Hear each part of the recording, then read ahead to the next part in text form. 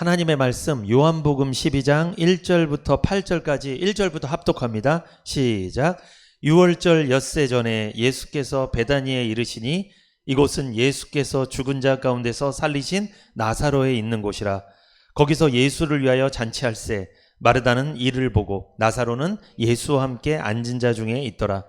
마리아는 지극히 비싼 향유 곧 순전한 나드 한 근을 가져다가 예수의 발에 붓고 자기 털로 그의 발을 씻기니 향유 냄새가 집에 가득하더라. 제자 중 하나로서 예수를 잡아줄 가룟 유다가 말하되 이 향유를 어찌하여 300데나리온에 팔아 가난한 자들에게 주지 아니하였느냐 하니 이렇게 말하면 가난한 자들을 생각함이 아니오 저는 도적이라 돈 궤를 맞고 거기 넣는 것을 훔쳐가미러라. 예수께서 가라사대 저를 가만두어 나의 장사할 날을 위하여 일을 두게 하라. 가난한 자들은 항상 너희와 함께 있거니와 나는 항상 있지 아니하리라 하시니라. 아멘. 요한복음 12장 1절부터 8절을 중심으로 예수를 위한 잔치라는 제목으로 두 번째 은혜를 나누겠습니다. 오전 말씀 기억나실 거예요. 지금 예수님은 베다니 나사로의 집에 계십니다. 거기 오신 이유가 예수를 위한 잔치가 열렸기 때문이죠. 왜 잔치를 했냐면 아까 베다니라는 마을에 대해서 제가 말씀을 쭉 드렸잖아요. 어떤 마을이에요? 이 부정한 사람들, 이 제사장의 판정을 받기를 기다리는 사람들이 많이 모여 살았다고 했잖아요. 그곳에서 이제 제사장들에게 판정을 딱 받으면 이제 정하다 판정을 받으면 그때 다시 예루살렘 공동체 이 성전으로 들어가서 정상적으로 예배 생활할 수 있는 사람들이 거기 이제 정상인으로 판정되기 전에 이제 기다리는 곳인데 거기에 나사로의 집에서 잔치가 벌어졌습니다. 이 잔치는 소박한 식사 자리였다. 예수님 식사하시는데 나사로의 동생 마리아가 와서 무엇을 부었다? 향유 나드 한 근을 300ml 정도 되는 그 비싼 향유를 옥합을 깨고 부었다. 이 내용이잖아요. 왜 부었을까요? 여러 가지 이유가 있겠죠. 요한복음 11장에 보면 나사로가 죽었다 예수님이 다시 살려주시는 내용이 나와요. 그것에 대해서 마리아가 고마웠을 겁니다. 첫째, 고마웠죠. 자기 오라비를 살려주셨으니까 너무 감사한 마음에 예수님을 초대했을 거고, 또 더 근본적인 이유는 뭐다? 마리아도 사실 어떤 자였다? 부정한 자였다. 하나님 앞에 죄인으로 태어나서 죄만 짓고 사는 하나님과 관계가 끊어진 부정한 사람이었는데 죄 때문에 그 죄를 누가 대신 감당했다? 예수님이 대신 그 죄를 십자가에 짊어지시고 대신 죽으심으로 마리아의 모든 죄를 감당하셨잖아요. 그래서 그 사실을 믿고 마리아는 구원받았잖아요. 부정한 자가 대기하고 있는 그 베다니 마을에 살고 있던 마리아도 역시 부정한 자였는데 그가 누구를 통해서? 예수님을 통해서 죄를 용서받고 정한 자, 의인, 깨끗한 사람이 된 거예요. 하나님의 자녀가 된 거예요. 천국 백성이 된 거죠. 그것에 너무 감사해서 이 기회는 두 번 다시 오지 않는다. 내가 예수님께 가장 귀한 것을 드리자. 감사의 표현으로 부은 거예요. 그런데 공교롭게도 그게 어디에 부었어요? 발에 부었다. 머리가 아니라 유대인들은 향유를 붓는데 두 가지 경우가 있다고 말씀드렸습니다. 머리에 불 때는 특별한 선지자 제사장 왕을 임명할 때, 발에 불 때는 죽을 사람에 대해서 시신에 붓는 거예요. 예수님은 아직 죽진 않으셨지만 곧 죽을 뿐입니다. 일주일 후에 죽을 뿐인데 왜 죽는 거예요? 그 향유를 부었던 마리아 자신의 죄 때문에 대신 죽으실 그 예수님을 그 예수님 시신에다 지금 붓는 거예요. 지금 장례식을 준비한 거예요, 마리아가. 그래서 옆에서 그 예수님 제자가 비아냥됐잖아요.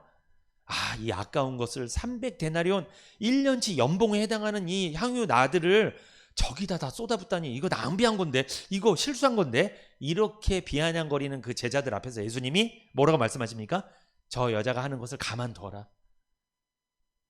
저 여자는 무슨 일을 했다? 나의 장사 지낼 것을 미리 준비한 거다. 내 장례식을 미리 준비한 거다. 요한복음 12장 7절에 예수께서 가라사대 저를 가만두어 나의 장사할 날을 위하여 일을 두게 하라. 이렇게 말씀하셨잖아요. 요한복음 12장 8절에 가난한 자들은 항상 너희와 함께 있거니와 나는 항상 있지 아니하리라. 이게 무슨 뜻이에요? 나에게 예수님께 헌신하는 건 때가 있다. 아무 때나 할 수 없다는 거예요. 제가 아까 말씀드렸죠. 헌신도 내가 하고 싶다고 헌신하는 게 아니고 타이밍이 있다고. 예수님은 일주일 후면 떠나실 분이에요. 못 부어요 그때는. 지금 불 수 있는 거예요. 근데 가난한 자들은 항상 있다 없다? 항상 있다. 언제든지 가난한 자들은 구제할 수 있다. 그러나 예수님한테 하는 거는 아무 때나 못한다. 신앙생활하면서 복음을 위해서든 교회를 위해서든 내가 하나님을 위해서든 무슨 일을 하는 거는요, 타이밍을 놓치면 못합니다. 그런데 세상에서 내 주변에 가난한 사람들 돕는 거는 언제든지 할 수 있어요. 그건 언제든지 할 수 있어요. 그건 타이밍이 중요하지 않아요. 그거는. 근데 교회의 일은요, 하나님의 일은요, 이 헌신하는 건요 때가 있습니다. 오늘 우리 예배 후에 뭐 할 거예요? 타이밍이 있습니다. 청소도 아무 때나 안 합니다. 근데 왜 청소 오늘 할까요? 2주 후면 우리가 새로운 분들 많이 초청할 거니까 타이밍이 있는 거죠. 요한복음 12장 1절 한번 같이 읽어볼게요. 시작. 유월절 엿새 전에 예수께서 베다니에 이르시니 이곳은 예수께서 죽은 자 가운데서 살리신 나사로에 있는 곳이라. 이렇게 말씀하죠. 마리아가 예수님께 향유를 부은 장소는 베다니죠. 베다니가 어떤 곳인지는 제가 말씀을 쭉 드렸습니다. 그런데 여러분 성경을 보실 때요, 사건이 일어난 장소도 중요하지만 뭐도 중요하다? 시간도 중요해요. 여기 언제 이 사건이 발생했대요? 유월절 엿새 전에. 이거 중요한 말씀이에요 이게. 그러면 엿새가 지나면 뭐가 온다는 거예요? 유월절이 온다는 거잖아요. 그러니까 요 마리아가 향유를 부은 사건 이후에 6일이 지나면, 엿새가 지나면 뭐가 온다? 유월절이 온다는 거예요. 그 유월절이 올 때 누가 죽을까요? 예수님이 죽어요. 아까도 말씀드렸죠. 그러니까 예수님이 살아있는 날이 6일밖에 안 남았다는 거예요. 이게 그 뜻이에요. 살 날이 얼마 남지 않은 예수님께, 그것도 그렇게 가난한 동네에서, 그렇게 부정한 자들이 많이 사는 그 동네에서, 그 사람들이, 정상인들이 그렇게 비난하고 조롱하는 사람들이 모여있던 그곳에서 한 여인이 예수님한테 이 세상 떠나시기 전에 마지막 선물을 아름답게 드린 거예요.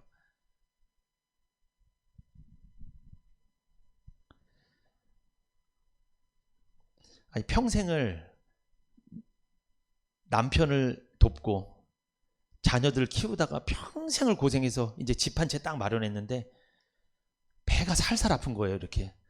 아, 왜 그러지? 이렇게 해서 소화제 먹고 버티다가 아닌 것 같아요. 계속 아파. 병원에 한번 가봤더니 이제 3개월밖에 못 산대요. 그거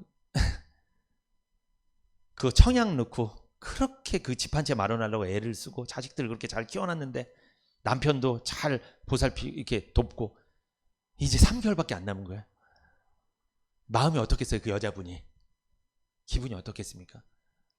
이제 살만하니까 무슨 뜻이야 이게? 떠나는 거예요. 이런 생각도 드는 거예요. 나 떠나면 새로 장가가겠지? 새로 결혼하는 부인 좋겠다. 다 나는 내가 고생 다 해놓은 거 저 여자가 다 누리겠지? 얼마나 약오르는지 몰라요. 속으로. 이걸 남편한테도 말도 못하고 자식한테 말도 못하고 혼자 끙끙 앓고 이제 하루하루 지나고 이제 얼마 인생이 남지 않았는데 몸은 말라가고 아파 죽겠고 얼마나 상처가 되겠습니까 속으로. 이 마지막이 얼마 안 남은 그 분한테 누군가 마지막으로 그분한테 선물을 사준 거예요. 선물을. 입을 거 못 입고 먹을 거 못 먹고 그렇게 아껴서 자식들 기르고 이렇게 살았는데 누군가 그 여인한테 좋은 옷을 입혀주고, 그죠? 좋은 음식 먹여주고 좋은 곳에 막 구경시켜주고, 그러면 그 여인의 마음이 기분이 어떨까요? 야, 나는 그래도 존중받을 만한 가치가 있는 사람이구나. 나 그래도 괜찮은 인생을 살았구나. 이런 느낌 받지 않을까요? 지금 예수님이 그런 상황이에요. 아무도 예수님의 죽음에 대해서 알아주지도 않아. 심지어 가족들도 그렇고 옆에 있는 제자들마저도 아, 이거 300데나리온에 팔면 좋았을 텐데 이런 소리나 하고 있고 아무도. 그런데 이 여인이, 그 가난한 동네에 살았던 그 여인이 와서 예수님한테 이 귀한, 자기한테 가장 귀한 선물을 드린 거예요. 예수님 자기 인생에 대해서 보상받는 느낌 받지 않았을까요? 그런 느낌 받지 않았을까요? 예수님도 사람인데. 물론 죽으시러 이 세상에 오신 건 맞지만 그래도 사람이니까 그런 느낌 받지 않으셨을까요? 전 받았을 것 같아요. 되게 고마웠을 것 같아요. 아니, 가족도 몰라주고 아무도 나한테 이렇게 기름을 부은 사람이 없는데, 그 값싼 기름 하나 부어주지 않는데 이 여인이 부었다는 거예요. 그것도 가장 값비싼 외국에서 들어온 그 향유를. 여러분, 이 성도님들이 외로울 때가 있어요. 아무도 안 알아줄 때. 신앙생활 하는데 아무도 날 몰라주는 것 같아. 나 진짜 외로워, 혼자. 그런데 어떤 집사님이 내 말을 들어주는 거야. 나를 위로하는 거야. 내 마음을 어떻게 알고 딱. 그러면 용기가 생길까 안 생길까? 생깁니다, 여러분. 100명이 필요한 게 아니에요. 나 알아주는 한 명이 너무 중요해요. 그 사람이 나한테 향유를 부어주는 거예요. 그러니까 나를 알아주는 거예요. 인정해 주는 거예요. 여러분, 우리가 그런 관계가 돼야 됩니다. 교회에 그런 친구분들이 있어요, 여러분? 다 있죠? 있으시죠? 없으면 안 되는데, 큰일 나는데. 그럼 외로운데 없으면. 감사합니다. 저도 있습니다. 저도 우리 세상 노래 하면 안 되지만 내가 외로울 때 누가 나를 위로해 주나 막 그런 노래 있잖아요. 그죠? 예수님이 여기서 위로를 딱 받으신 거예요. 이게 내가 장례식을 치러야 되는데 이 여자가 알아줬구나 나를.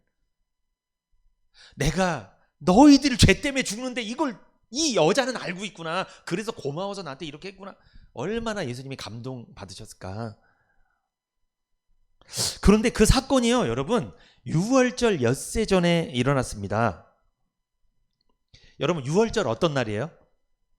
이거 알고 계신 분도 있고 모르는 분도 있을 텐데, 유월절은요, 우리나라 추석, 설날 이것처럼 구약 이스라엘의 명절이에요.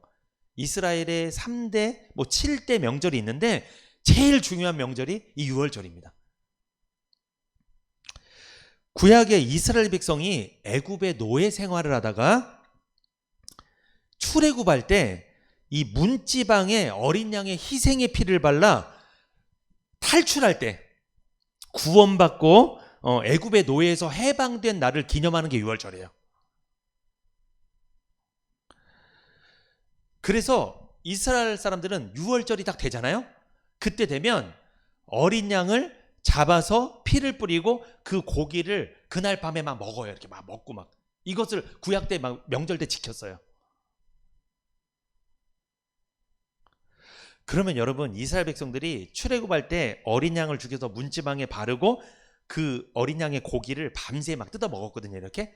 그 죽은 어린 양은 누구를 상징하는 걸까요? 그거 누구를 말하는 걸까요? 그게 앞으로 오실 예수님이잖아요. 그게 앞으로 우리 대신해서 피를 흘리고 죽으실 예수님을 알려주는 거예요, 미리.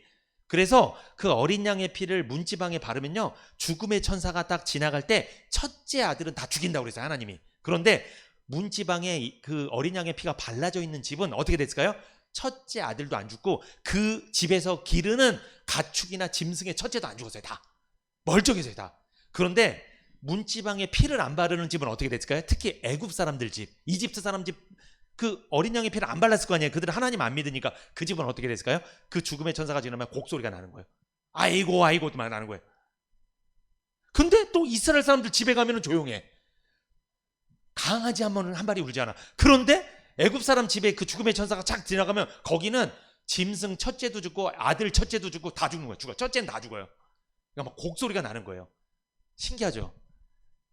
이스라엘 백성들 집에는 곡소리가 안 나고 애굽 사람 집에는 곡소리가 나는 거예요. 이게 무슨 뜻이에요? 구원받은 사람은요, 나중에 예수님 오셨을 때 곡소리 날까요, 안 날까요? 그 집은 안 나요. 예수님 오시면 주님이랑 같이 천국에 가는 거예요. 근데 구원받지 못한 사람은 곡소리 날 거예요. 그러면 예수님 오시면요 심판받고 곡소리 납니다. 다 미리 보여주신 거예요, 그것을. 이 구약의 유월절에 희생됐던 어린 양, 그 어린 양은 신약에 오신 하나님의 어린 양 예수님을 의미합니다. 그러므로 유월절은요, 자, 이스라엘 백성들이 어린 양의 피를 문지방에 발라서 애굽의 노예로부터 해방된 날이 유월절이죠. 그럼 유월절은 누가 죽은 날이에요? 유월절은 어린 양이 죽은 날 대신 누가 산 날? 이스라엘 백성이 살아난 날. 이게 유월절이에요. 그러면 여러분 자 보세요. 유월절은 어린 양이 죽은 날이죠. 그러면 신약의 어린 양으로 오신 분이 누구예요? 예수님이죠. 그럼 유월절은 누가 죽은 날이라고 생각하시면 돼요? 예수님이 죽은 날. 그게 유월절이에요. 예수님이 십자가에 달려서 운명하신 날, 그날이 유월절이에요. 그 유월절 엿새 전에 이 마리아가 향유를 붓는 사건이 일어났다는 거죠. 그러니까 유월절은요, 예수님이 죽은 날, 예수님이 장례식을 치른 날, 이걸 말하는 거예요. 예수님께서 십자가에 돌아가신 날이 우리나라 요일로 따지면 금요일입니다. 예수님은 금요일 오후에 돌아가셨어요. 그런데 금요일 날 다음이 무슨 일? 토요일이죠. 구약에는 안식일이 토요일이었어요. 그 토요일 날 예배를 드렸어요. 구약은. 우리는 언제 드려요?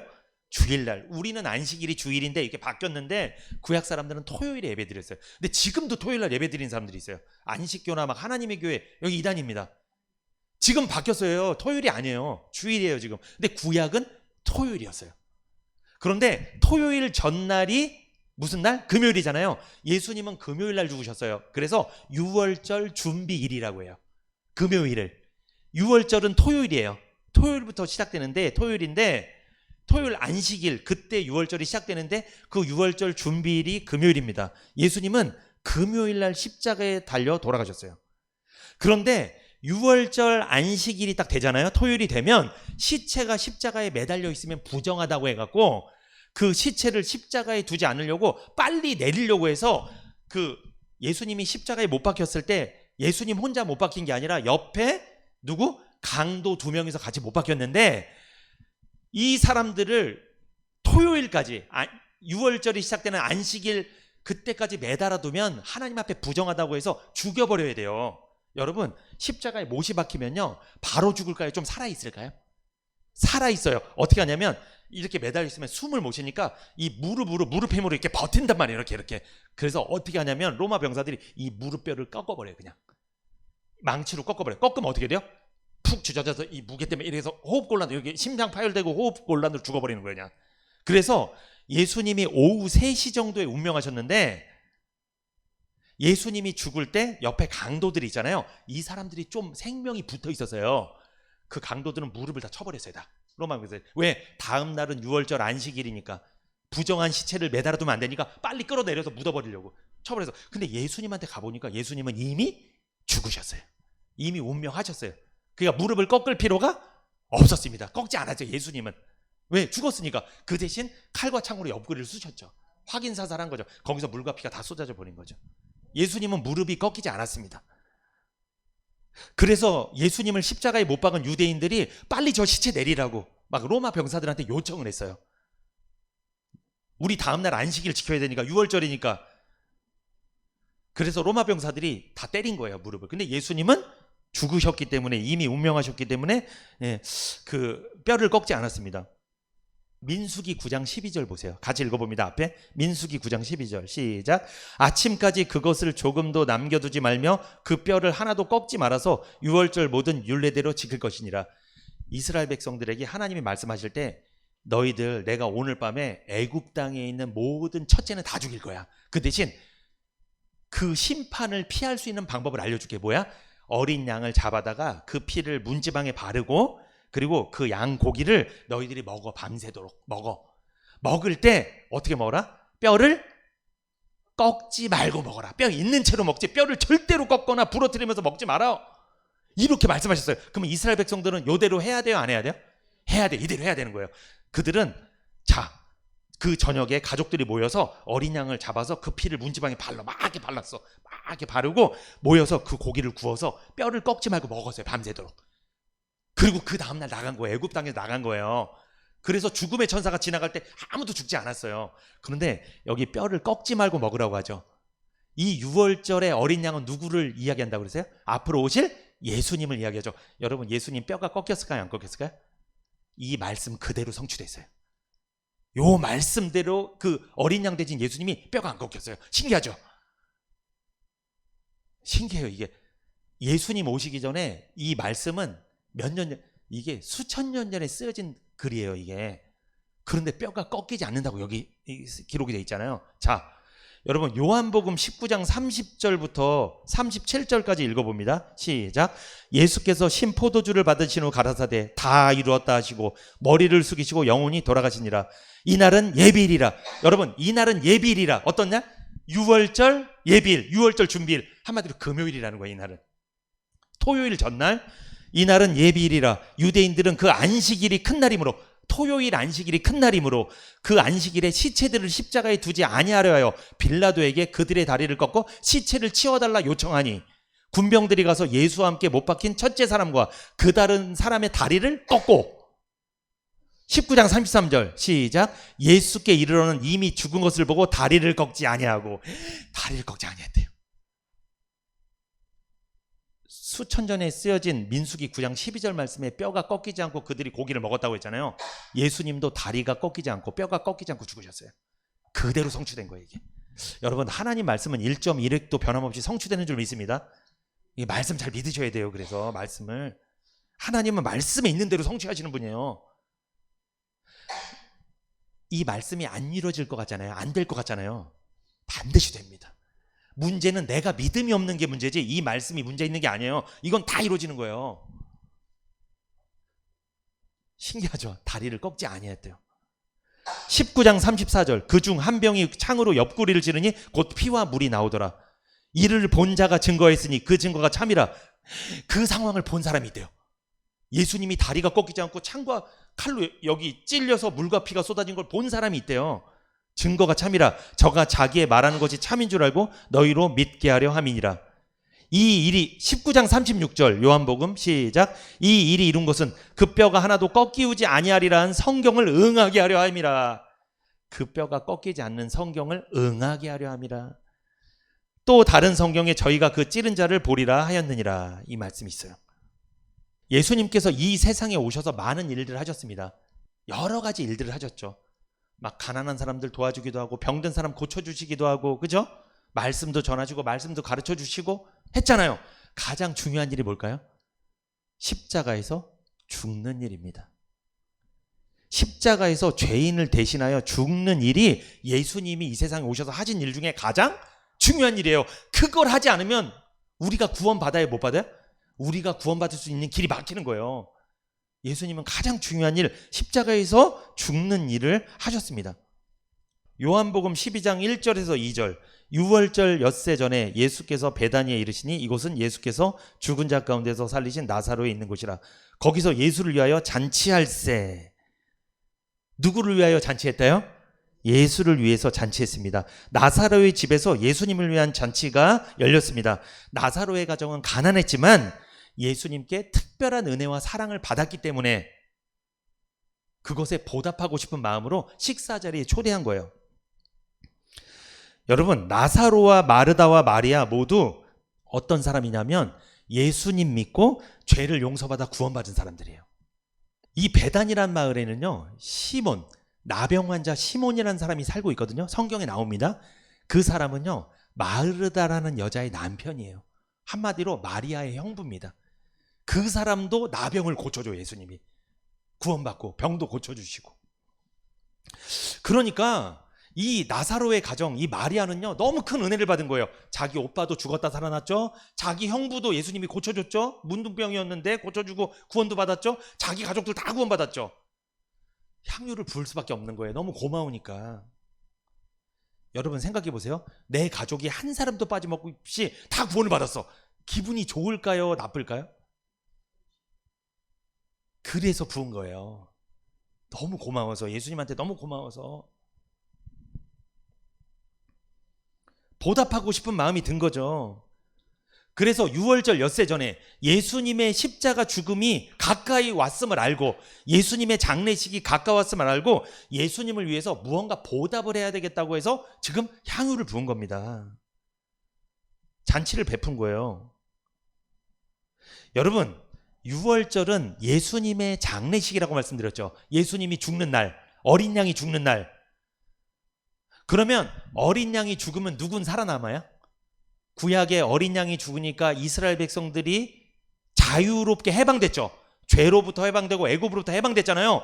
예수님이 죽는 유월절에는 누가 살아나요? 예수님이 죽으면 죄인들이 살아나는 거예요. 여러분, 예수님의 죽음, 장례식은요, 성도들에겐 잔치입니다. 오늘 설교 제목이 뭐예요? 예수를 위한 잔치 아닙니까? 이번 설교 제목이. 그런데 사실 이 잔치는 누구 잔치예요? 솔직히 말씀드리면 구원받은 성도들을 위한 잔치입니다. 예수님의 죽음은 성도들에게는 복이 된 거예요. 예수님의 죽음과 부활을 통해 성령이 임하셨습니다. 구원과 영생과 하늘나라 기업이 성도들에게 선물로 주어진 거예요. 예수님의 죽음과 부활을 통해 하늘나라에서는 잔치가 열렸습니다. 창세전에 택하신 영혼들이 하늘나라에 들어오는 잔치가 벌어진 거예요. 그래서 여러분, 오늘 본문이 예수를 위한 잔치인데 누구를 위한 잔치? 성도를 위한 잔치이며 예수님의 죽으심이 너무나 슬프게만 보시면 안 돼요. 그래서 누구에게 기쁨이 되는 거다? 그것은 성도들에겐, 죄인에겐 기쁨이 되는 거예요. 왜? 예수님이 대신 죄값을 치르는 거니까. 여러분, 부모가 고생하면 누가 행복해요? 자식이 행복한 거예요, 사실. 근데 여러분 잘 보세요. 부모가 고생한다고 자식이 이랬으면 좋겠어요? 우리 엄마 맨날 고생해 막 이러고 살았으면 좋겠어요? 그 싫죠. 오히려 어떻게 살았으면 좋겠어요? 기쁘게 당당하게.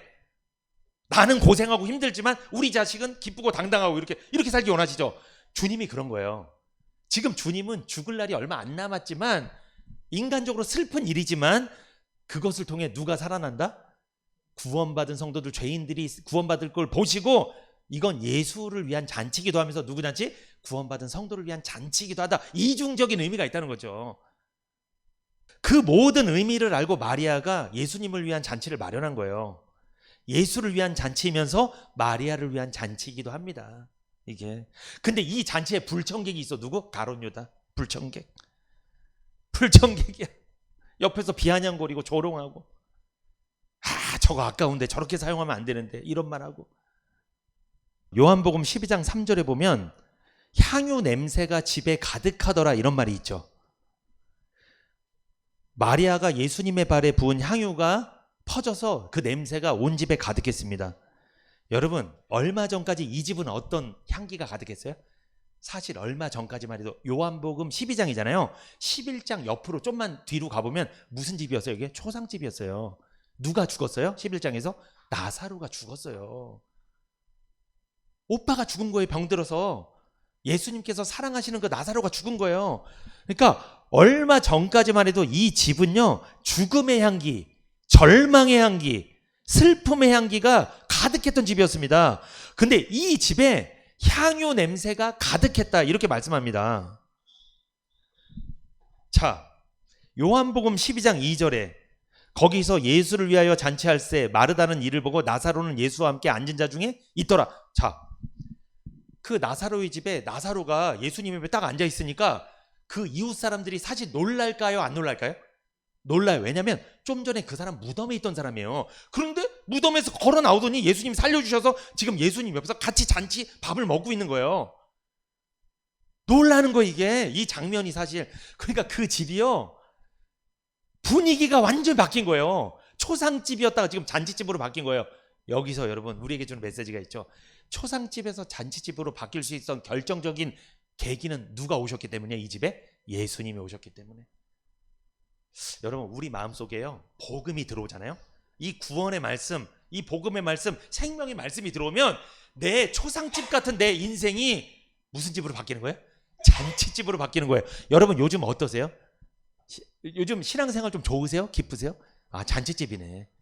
이게 재밌다니까요. 신앙생활 진짜 재밌어요. 그러니까 억지로 하는 게 아니에요. 누가 오라고 해서 하고 그게 아닙니다. 정말 이게.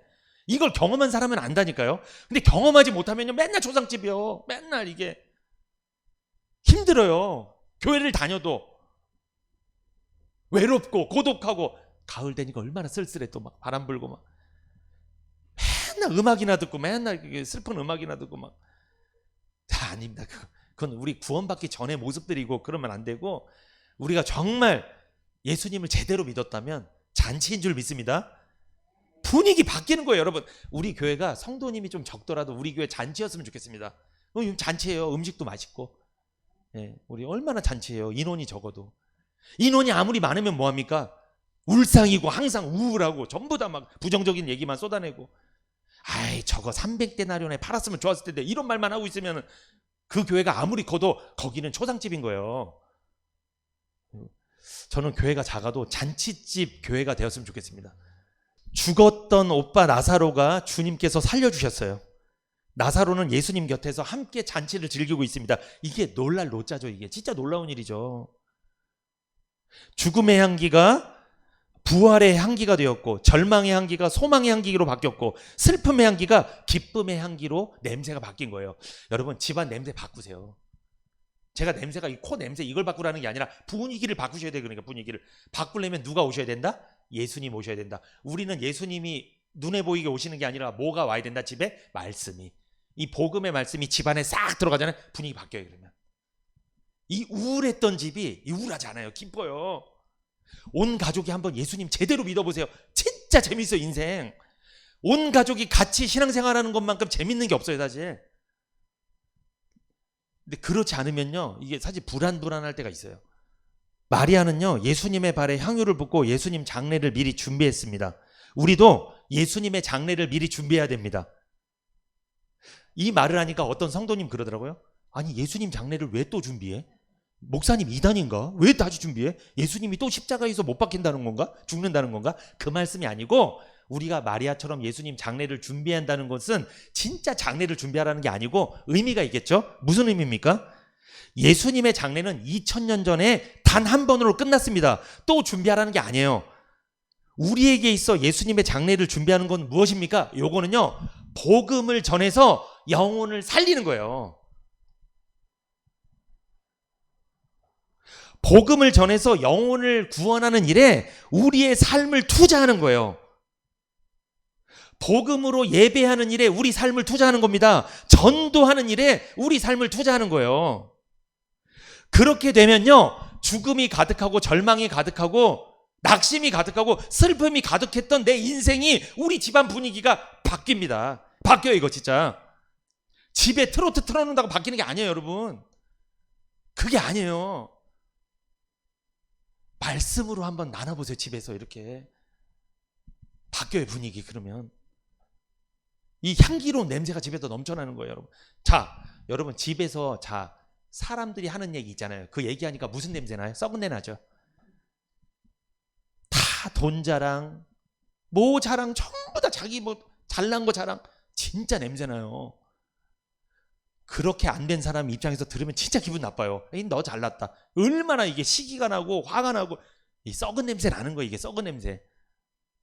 거기다가요, 그 썩은 냄새 나는 데다가 하나님 말씀을 딱 전해보세요. 이 향기로운 냄새가 쫙 나는 거예요. 그게 바로 우리가 누구 장례를 준비하는 거예요? 예수님 장례를 준비한다는 뜻이에요. 우리에게. 그렇게 이 복음을 잘 전하시기 바랍니다. 말씀도 많이 읽으시고 많이 들으시고 유튜브도 좀 많이 들으시고. 마리아는요, 여러분 보세요. 옆에서 이거 300데나리온이 되는데 이거 아깝다, 이 말 듣고서 부었어요? 안 부었어요? 신경 안 써요. 그래서 그러니까 그런 거 별로 신경 안 씁니다. 자기 할 일 딱 하는 거예요. 그렇게 해야 됩니다. 우리도 해야 돼요. 우리의 삶에 소망이 가득하고 기쁨이 가득하고 우리 삶이 부활하는 느낌을 받고 이러려면 어떻게 된다? 예수님 장례 준비해야 된다. 어떻게? 복음을 전해야 된다. 우리가 예배를 잘 드리고 전도를 잘 해야 됩니다. 영혼을 살려야 됩니다. 요한복음 12장 4절에서 6절 읽어봅니다. 시작. 제자 중 하나로서 예수를 잡아줄 가룟 유다가 말하되 이 향유를 어찌하여 300데나리온에 팔아 가난한 자들에게 주지 아니하였느냐 하니, 이렇게 말하면 가난한 자들을 생각함이 아니요 저는 도적이라 돈꾀를 맞고 거기 넣는 것을 훔쳐 가미러라. 이 가룟 유다가 어떤 일을 했냐면 예수님 제자 중에 회계를 맡았어요. 돈주머니를 맡았어요. 예수님도 다니시면서 돈이 필요했을 거 아니에요.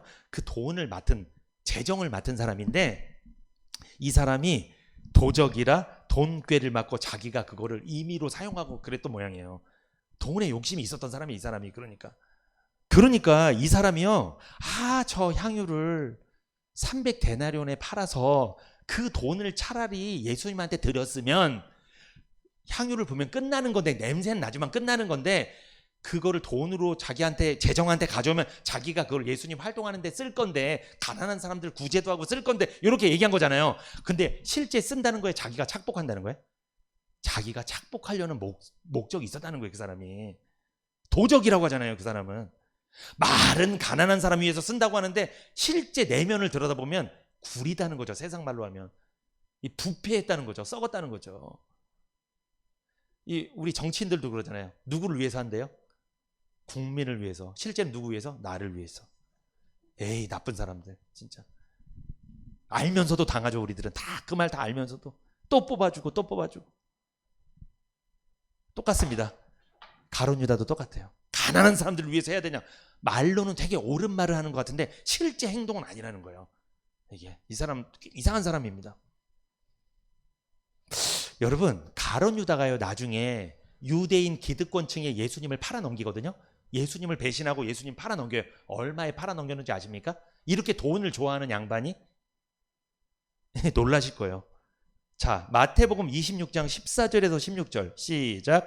그때 12 중에 하나인 가룟 유다라는 자가 대제사장들에게 가서 말하되 내가 예수를 너희에게 넘겨주리니 얼마나 주려느냐 하니 그들이 은 30을 달아 주거늘. 저가 그때부터 예수를 넘겨줄 기회를 찾더라. 여러분, 가장 무서운 적은 가까운 사람 중에 있어요. 가까운 사람이 나를 배신하면요 이게 타격이 어때요? 큽니다. 치명적입니다. 이거는 가까이에서 맞았기 때문에 이 비수를 찔리는 거예요. 이게 가까운 데서 나를 잘 아는 사람이 찔러버리는 거기 때문에. 가룟 유다가 예수님 곁에 있다가 비수를 찌른 거예요. 여러분, 이거를 우리가 인생을 갖다 보은을 해야 돼요. 원래 보은이 뭐예요? 은혜를 받았으면 갚아야 되는 거예요. 근데 이 사람은 보은하는 거예요? 배은하는 거예요? 이걸 배은망덕이라고 하죠. 배은한 거예요. 이건 배은.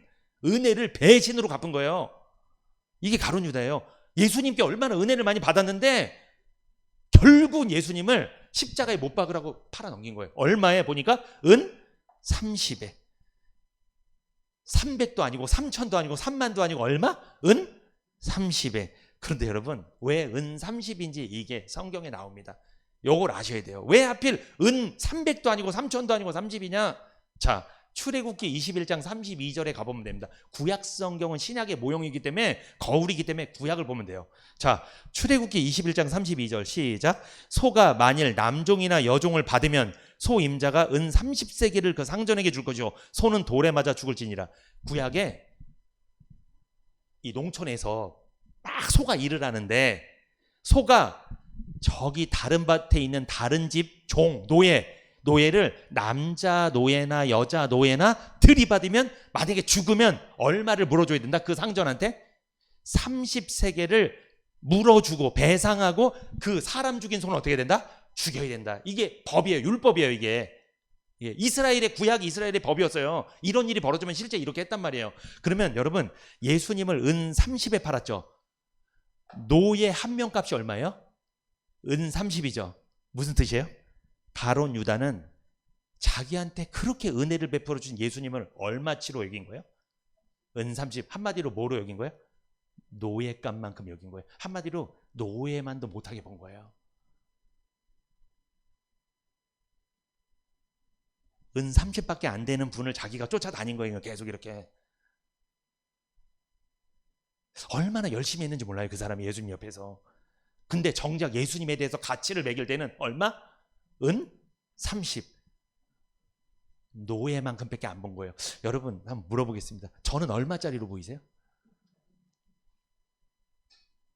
또 여러분 집에 있는 부모님은 얼마짜리로 보이세요? 내 남편은, 내 아내는, 내 자식은, 내 친구는, 우리 성도들 간에는 얼마짜리로 보이세요? 이렇게 묻는 것도 웃긴 질문이지만 천하보다 귀한 한 영혼으로 보이십니까? 너무나 귀하게 보이십니까? 이게 정상이죠. 어떻게 본 거예요? 그 일반 사람도 아니고 하나님이신데 예수님을 은 30에 팔아넘겨서 노예만큼밖에 안 보고 있었다는 거예요. 얼마나 평상시에 무시했던지 예수님을. 근데 옆에서 항상 같이 일을 해. 근데 예수님이 사실 알았을까요? 몰랐을까요? 다 알았습니다. 알고서 이 사람 발까지 나중에 씻겨줘요. 발까지. 참 예수님은 사랑이 많으신 분이에요. 자기를 배신할 거 알면서도 발을 씻겨줬어요. 여러분, 저 사람이 나를 하찮게 여긴다고 생각하면 저 사람이랑 관계를 계속 맺어야 끊어버려요? 끊어버리는 거예요. 아이, 나를 우습게 여기네. 끊어버리는 거예요. 근데 예수님은 은 30에 팔 줄 알아. 저 녀석이 나를 노예만치밖에 안 보는 거 아는데 따라다니는 거예요. 계속 데리고 다녔어요. 그래도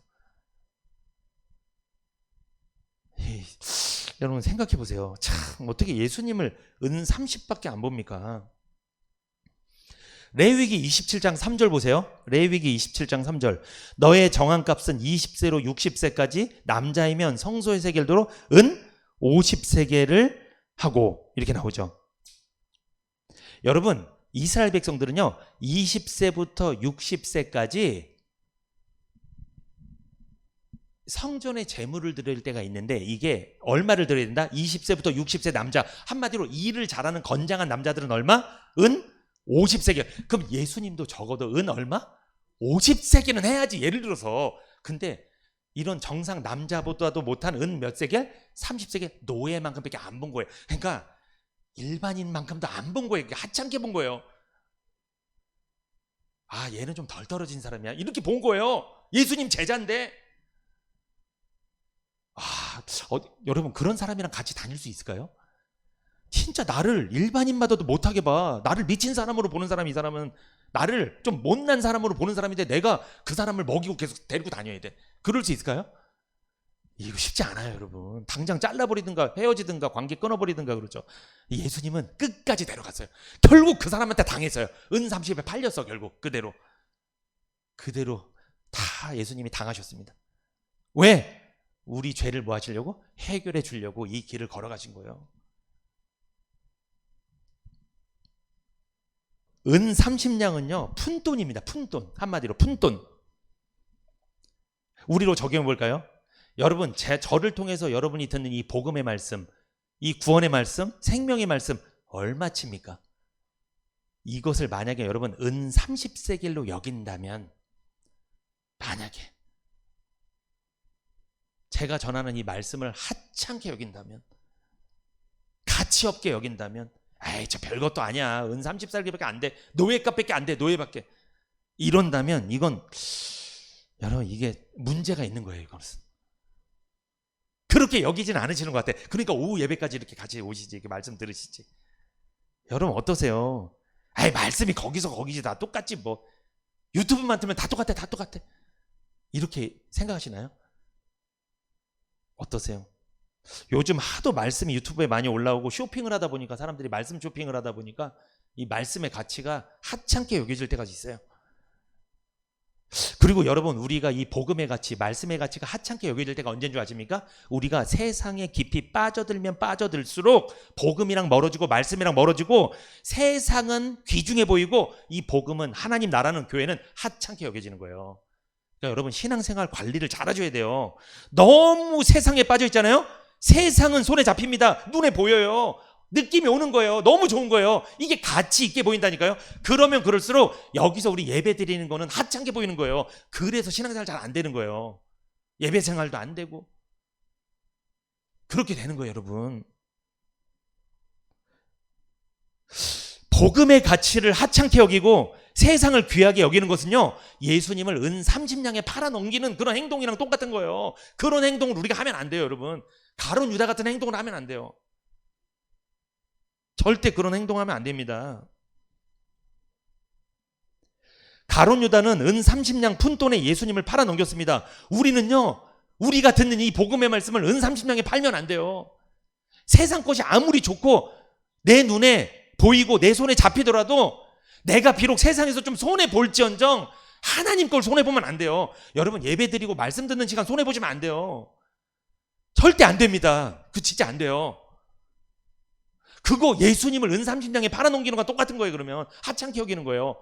그렇게 하나님은 인식한단 말이에요. 나에 대해서 하찮게 여기네? 이거 되게 위험한 거예요, 사실. 이렇게 되면. 여러분 사람 사이 관계가 왜 무너지냐면, 이 사람이 나를 하찮게 여긴다고 생각이 들잖아요. 멀어지는 거예요. 그러면 똑같습니다. 교회에서도 하나님의 말씀을 전하고 있는데 요거를 우습게 보이고 기본이니 뭐 별게 없니 이렇게 자꾸 가잖아요. 그러면 그 사람은, 하나님이 이렇게 생각하는 거예요. 이 사람은 나를 하찮게 보네. 이렇게 인식한다는 거예요. 무서운 거예요, 여러분. 이게 하나님을 기분 좋게 해도 모자를 만정 기분 나쁘게 하면 안 돼요. 자꾸. 마리아가 예수님한테 향유를 부었죠. 자, 마리아가 부은 향유는 얼마짜리? 300데나리온짜리 1년치 연봉. 근데 그 연봉을 누구한테 부은 거예요? 은 30짜리 노예 같은 사람한테 부은 거예요. 지금 가룟 유다가 그거 보고 뒤집어지는 거 미치는 거예요. 왜 저걸 저렇게 할까?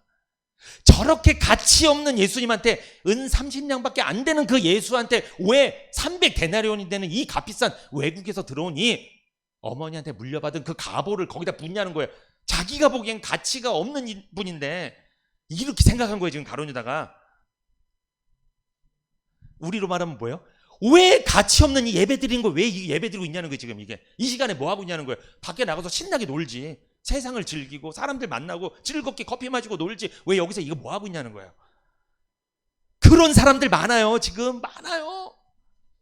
세상에 널려 있습니다. 얼마나 이게 무식한 일인지 이걸 그렇게 본다니까요. 가치 없게 본다니까요. 왜 인생 짧은데 왜 인생을 여기다 투자하고 있냐는 거예요. 이 아까운 시간에 왜 예배 드리고 있냐는 거예요. 아니 이 시간에 차라리 밖에 있는 가난한 사람들 도와주지, 이게 뭐 하는 거야, 이렇게 얘기할 수도 있다니까요. 여러분, 가난한 사람들은 항상 있습니다. 그러나 우리가 복음을 들을 수 있는 이 시간은 항상 오지 않아요. 예수님은 항상 계시지 않았어요. 예수님이 계셔야 향유도 붙는 거죠. 복음을 들을 수 있는 곳에 오셔야, 이 자리에 있으셔야 복음을 들을 수 있죠. 가룟 유다 보세요. 자, 요한복음 12장 6절, 이렇게 말하면 가난한 자들을 생각함이 아니요 저는 도적이라 돈꾀를 맞고 거기 넣는 것을 훔쳐가미로라. 여러분, 가룟 유다는 철저히 자기 이익을 위해서 움직인 사람이에요. 자기 이익을 위해서 움직입니다. 그래서 하찮게 본 거예요. 그래서 예수님을 자기 이익에 반한다, 예수님이고 뭐가 없는 거예요. 이제 말씀을 이제 정리하면서 여러분, 우리에게 적용해 보겠습니다. 복음을 위해서 예배를 드리며 전도하면서 사는 삶이 지금 당장 배고플 수 있어요. 당장 뭐가 더 안 풀릴 수 있어요. 돈을 더 못 벌 수도 있어요, 사실. 그러나 우리의 육신의 만족을 주지 못한다 할지라도 여러분, 그래도 그것이 하나님께서 기뻐하시는 일이고, 그리고 이 하나님 나라의 교회가 더 성장하고 확장되는 일이고, 많은 영혼들이 구원받을 수 있는 그 일이라면 우리가 그 일을 감당해야 될 줄 믿습니다. 비록 좀 손해를 보더라도요. 그런 삶을 우린 살아야 돼요. 그것이 낭비가 아닙니다. 그런데 믿음이 없는 사람이 보면 그게 낭비로 보이는 거예요. 그런데 여러분, 지금 이렇게 예배 드리는 거 낭비예요? 이거 보람된 일이에요? 어우, 감사합니다. 그러면 더 이제 여기서 끝내야 되겠다. 더 이제 결론. 근데 이게 낭비로 보이잖아요. 여기 계시지도 않겠죠. 낭비로 생각되면. 왜 여기 있어요? 낭비로 생각 안 되는 일을 하고 있겠죠. 밖에서 노시든지 신나게 누구 만나시든지 하겠죠. 여러분, 우리는요 가룟 유다처럼 자기 이익을 위해 사는 사람들이 아닙니다. 우리는 예수님을 통해 구원받은 성도입니다. 향유를 부은 마리아처럼 우리 역시 감격하는 마음으로 복음을 위해 헌신하며 살아야 됩니다. 많은 영혼들을 살려야 돼요. 마리아가 부었던 그 향유 냄새가, 향기로운 냄새가 그 집안을 온통 가득 채워서 많은 사람들을 향기롭게 만든 것처럼 우리 교회에서 복음이 전해져서 그 향기가 많은 사람들을 향기롭게 해서 구원받게 해야 될 줄 믿습니다. 그 일을 우리가 해야 돼요. 비록 우리의 삶이 손해 볼지라도 말입니다. 우리 주변에 죽음과 절망과 슬픔이 가득한 베단이라는 마을에서 사는 영혼들이 많이 있습니다. 그들에게 마리아처럼 향유를 부어서 복음을 전해서 아름다운 이 향기, 이 복음의 향기를 내어서 많은 사람들을 살리는 그런 일에 여러분과 저가, 우리 교회가 쓰임받기를 원합니다. 아멘.